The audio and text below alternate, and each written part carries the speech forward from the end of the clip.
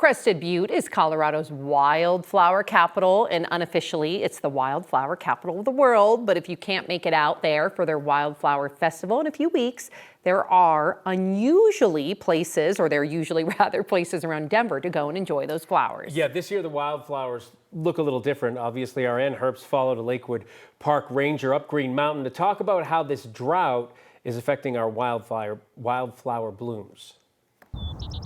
Sometimes all it takes is a step outside to make the day's worries melt away. It's called curly cup gumweed. Grace King is lucky. I like the whimsical ones. She works and hikes out here. It's one of my favorite things to do, especially out here on Green Mountain. Grace is a ranger for Lakewood Parks, and this year she's noticed Green Mountain turned another shade earlier than usual. I mean, we joke that Green Mountain is maybe only green for 6 weeks out of the year. This time last year, the trails looked a lot different through my iPhone's lens. It's just much more abundant, and the flowers are a lot more dense than they are right now. It's odd seeing the picture and having that right in front of me. The reason the wildflowers are scarce has everything to do with what else didn't show up. A lot of our plants are looking for specific moisture cues that they'd normally get from snowpack melting, and that just didn't happen this year, so it's not triggering the same reactions that we're used to seeing. When there's a lot less water, our plants will prioritize their growth towards their root system.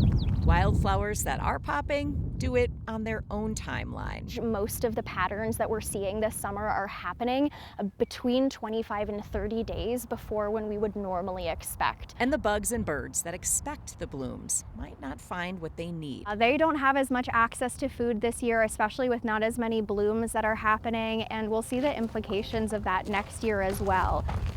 For Grace, Green Mountain still delivers. I mean, I'm looking at the city right now, and it's just the habitat that we have up here is astounding.